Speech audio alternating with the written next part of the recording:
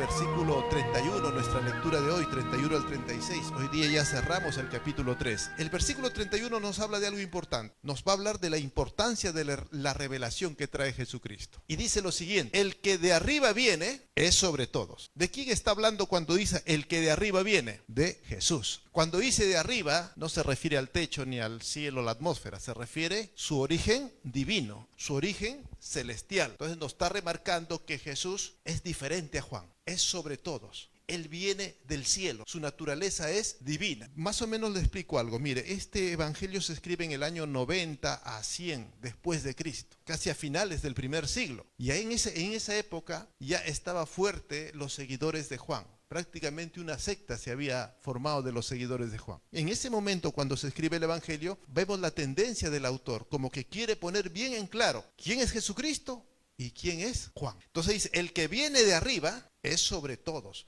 Habla entonces de las diferencias entre Jesús y Juan. Jesús es divino y Juan es de la tierra, es hombre, es sobre todo. El que es de la tierra es terrenal. ¿De quién estaban hablando anteriormente? De Juan. Juan es de la tierra, ¿sí? Juan es hombre, es ser humano, es terrenal. El que es de la tierra es terrenal. Entonces, hace la diferencia. Jesús es divino, Juan es hombre, ser humano, es de la tierra. Y cosas terrenales habla. El que viene del cielo es divino, es sobre todos. Habla de la superioridad de Jesús en relación a Juan. Cuando dice el que es de la tierra es terrenal, habla cosas terrenales. Jesús le había estado explicando del nuevo nacimiento y le dijo que el nuevo nacimiento era algo que ocurría aquí en la tierra, no es algo espiritual que ocurre en las dimensiones celestiales, no. El nuevo nacimiento, cuando vimos eso, Jesús explicaba que es algo que ocurre aquí en la tierra. Entonces aquí cuando dice el que es terrenal, cosas terrenales habla. Tomando con el contexto del capítulo 3, entonces Juan hablaba cosas reveladas para aquí a la tierra. Entonces, en otras palabras, la revelación de Jesús es mayor que la revelación de Juan. Juan hablaba de cosas reveladas para los hombres, pero Jesús traía mayor revelación, como dice 1 Corintios 2:6, cosas que ojo no vio ni oído oyó son las que Dios ha preparado para nosotros. Vamos a ver ese texto, 1 Corintios 2:6 hasta el versículo 10. Sin embargo, hablamos sabiduría entre los que han alcanzado madurez, dice el apóstol Pablo. Sabiduría no de este siglo, ni de los príncipes de este siglo que perecen, mas hablamos sabiduría de Dios en misterio. La sabiduría oculta, que estuvo oculta durante el Antiguo Testamento, la cual Dios predestinó antes de los siglos para nuestra gloria, para los creyentes de este tiempo, para nuestra gloria, dice. La que ninguno de los príncipes de este siglo conoció, porque si lo hubiera conocido, nunca habrían crucificado al Señor de gloria. Versículo 9. Antes bien, como está escrito, cosas que ojo no vio, ni oído oyó, ni han subido en el corazón de hombre, son las que Dios ha preparado para los que le aman. Versículo 10, importantísimo. Pero Dios nos las reveló a nosotros por el Espíritu. ¿A quién reveló esas cosas que ojo no vio, oído oyó? A la iglesia. ¿A qué se refiere entonces esas cosas que ojo no vio ni oído oyó? Al Evangelio, a la revelación de Jesucristo, que está más explicada a través de las cartas de Pablo, ¿verdad? Son cosas que ojo no vio ni oído oyó. Entonces esto se refiere al Evangelio mismo, a profundizar el Evangelio, y eso es lo que Pablo enseñaba, ¿no? Porque el Espíritu todo lo escudriña, aún lo profundo de Dios. Esto lo toma de Isaías 64:4. Ahí dice que cosas que antes no se han visto, iban a venir cosas que antes no se habían visto ni se habían oído. Vendrían con la llegada del Mesías, del Cristo. Muy bien, entonces la revelación que trae Jesús es diferente a la que conocían los profetas hasta ese momento. Y eso lo podemos ver pues cuando leemos Romanos, por ejemplo, ¿no? Romanos, Gálatas, Hebreos, cuando hemos llevado Hebreos, ¿no? Cosas profundas ¿sobre qué habla Romanos? Habla sobre la salvación. Casi 11 capítulos 10 capítulos se refieren a hablar de la salvación. Los dos últimos capítulos hablan parte de Israel y parte de la aplicación práctica. Hebreos, que hemos escudriñado, hemos estudiado, ¿de qué habla Hebreos? De la persona de Jesucristo, y lo profundiza, lo relaciona con el Antiguo Testamento, con Moisés, con Melquisedec,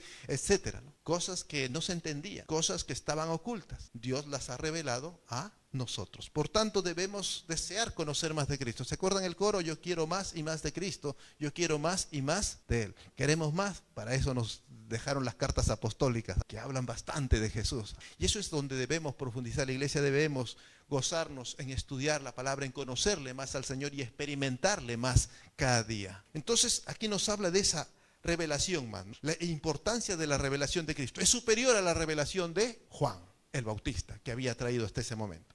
Luego el versículo 32 nos va a hablar de que va a haber aceptación, pero también rechazo de esa revelación que trae Jesucristo. ¿Qué dice el versículo 32?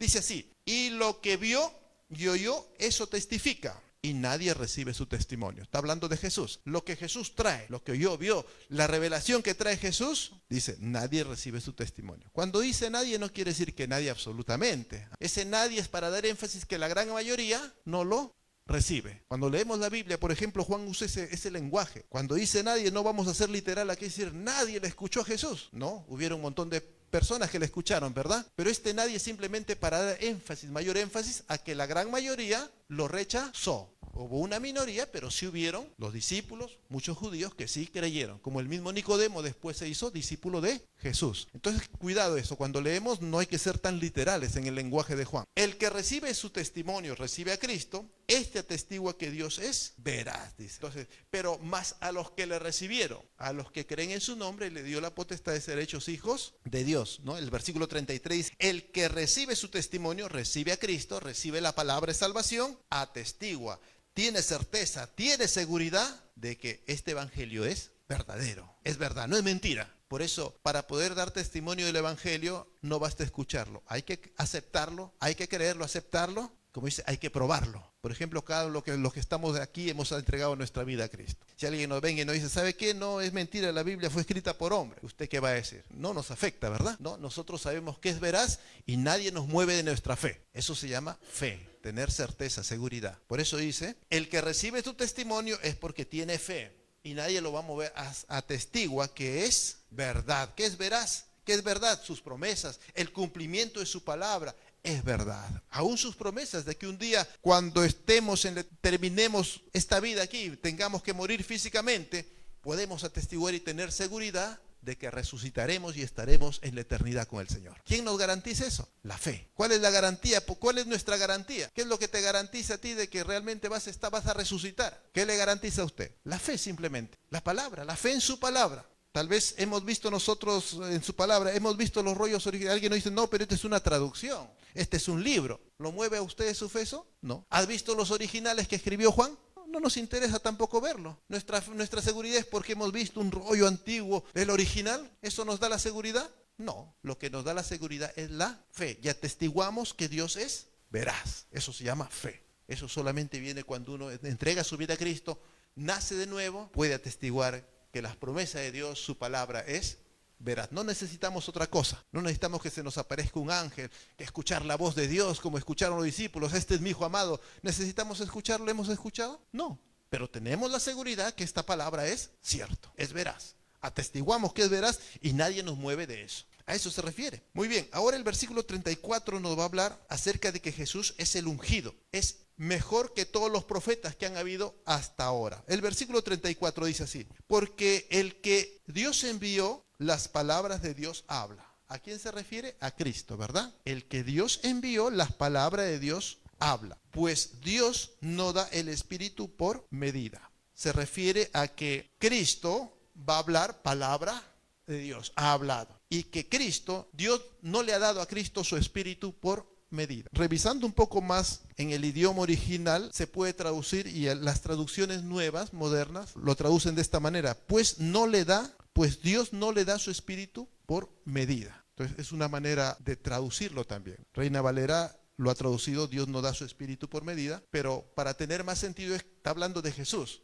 Dios no le ha dado a Jesús su Espíritu con medida. Mire, los judíos tenían una concepción acerca del Espíritu Santo en los profetas. Habían profetas que tenían más unción, otros profetas que tenían menos unción. Hablaban quienes tenían una porción de la unción, otros tenían doble porción de la unción. Según las manifestaciones, según el poder que manifestaba cada profeta, ellos tenían en su concepción de la llenura del Espíritu Santo que cada uno tenía una medida del Espíritu Santo. ¿Se acuerdan a Eliseo con Elías? ¿No? Quiero el doble de porción del Espíritu, le dijo, ¿verdad? Cuando te vayas. Entonces, en la mente judía, en el Antiguo Testamento, había esa noción de que cada profeta tenía una medida, una porción del Espíritu Santo. Pero ya en este tiempo, Jesús es un profeta mayor que todos los anteriores. Es un ungido mayor que todos los profetas ungidos que habían hasta ese momento, ¿no? Él ha recibido el Espíritu de Dios sin medida. Y ahora la iglesia dice en el mismo libro de Juan, cuando hemos visto los primeros capítulos, el que cree en mí, de su interior correrán, brotarán ríos de agua viva. Así como Dios le ha dado a aquel que habla su palabra, a Cristo, hablando aquí de Jesucristo, su espíritu sin medida, abundantemente, y eso lo diferencia de todos los profetas y ungidos que habían habido en el Antiguo Testamento, lo hace mejor, superior, porque eso quiere. ¿Cuál es el objetivo del libro de Juan? Al final del libro dice, para que creáis que Jesús es el Hijo de Dios y creyendo en Él tengáis vida eterna. Ese es el propósito del libro. Entonces aquí el apóstol Juan, no Juan el Bautista, sino el apóstol Juan que escribe este evangelio, dice que Jesús es un profeta, sí, pero es el Mesías, es el Cristo, y Él no tiene medida del Espíritu. En esta nueva dispensación del Nuevo Testamento para adelante, la iglesia recibe su Espíritu de Dios sin medida, abundantemente, ríos de agua viva. ¿Se entiende esta parte? Y con Jesús, la iglesia, tenemos abundancia de su Espíritu. Luego el versículo 35, léalo, el versículo 35, nos habla de la unidad. Dice, el Padre ama al Hijo y todas las cosas ha entregado en su mano. Él es el Rey que va a reinar, el Rey de Israel. Por eso a Jesús le decían el Rey, ¿no? El Hijo de David, ¿se acuerdan? Cuando la gente, los ciegos, ¿no? Lo reconocían a Jesús y le decían, Jesús, Hijo de, ten misericordia de mí, salvado. Oiga, pero parece muy fácil, ¿verdad? No está el evangelio ahí, ¿no? Solamente es creer que es hijo de David lo salvaba. Sí, porque para el judío decir que es hijo de David era el Cristo, la promesa, el enviado, la promesa esperada por años. Por tanto, cuando alguien lo reconocía a Jesús como el hijo de David, estaba reconociéndolo como el Rey de Israel, el Salvador, el esperado. Por eso es que nosotros leemos, dice, Jesús, hijo de David, ten misericordia de mí. Y dice, ya tu fe te ha salvado, que falta más, ¿no? No, ahí está completo, porque para el judío decir hijo de David es el Rey, el Mesías, el que reinará en Israel. Entonces, ese Hijo de Dios, ese Mesías es uno con el Padre. Eso es importantísimo. Habla de quién es Jesús. El Evangelio de Juan es un evangelio cristocéntrico bastante, ¿verdad? Casi como Hebreos que hemos visto. Se centra en Cristo, refuerza el conocimiento de Cristo. Luego ya para terminar el versículo 36, vamos a ver, mire el versículo 36 ahí que dice, va a decir lo siguiente: el que cree en el Hijo tiene vida eterna, pero el que rehúsa creer en el Hijo no verá la vida, sino que la ira de Dios está sobre él. Prácticamente va a repetir, va a remarcar. Mire, hermano, en la Biblia cada repetición es un remarcar, es afirmar, afianzar una enseñanza, un conocimiento. Es normal. La repetición afirmaba el conocimiento. Muy bien, entonces dice, el que cree en el Hijo tiene vida eterna, pero el que rehúsa creer en el Hijo no verá la vida, no va a tener vida eterna, va a estar en muerte, va a continuar en muerte, sino que la ira de Dios, el juicio de Dios, cuando habla la palabra de Dios, ira de Dios, no se refiere al enojo de Dios, ¿ya? Cuando habla la ira de Dios, podemos traducirlo como el justo juicio de Dios. El mundo entero está bajo juicio de Dios, bajo la ira de Dios, bajo el justo juicio de Dios. Muy bien. Nos hace recordar Juan 3:17. Dios no envió a Jesús para condenar al mundo, sino para que el mundo sea salvo por él. El que cree en él no es condenado. Pero ¿qué pasa con el que no cree? Ya ha sido condenado. ¿Cuándo se condena el ser humano? ¿Cuando rechaza a Jesús o ya está condenado? Ya está condenado. Si pensáramos que el ser humano se condena cuando le predican el evangelio y rechaza, y hay aquellos que no escucharon el evangelio, el que aún no escucha está salvo. ¿Cuál es su estado entonces? No, todos nacemos en pecado. Toda la tierra estamos bajo condenación. No quiere decir que el día que usted escucha recién el evangelio ahí se condena. No, ya estamos. La humanidad está en condenación. Está bajo la ira de Dios. El que rechaza ya ha sido condenado, ya está en condenación y continúa en estado de condenación. ¿Se entiende esta parte? Entonces aquí ya termina el capítulo 3, termina prácticamente esta enseñanza de Jesús sobre el nuevo nacimiento, sobre la salvación, y estamos también cerrando esto.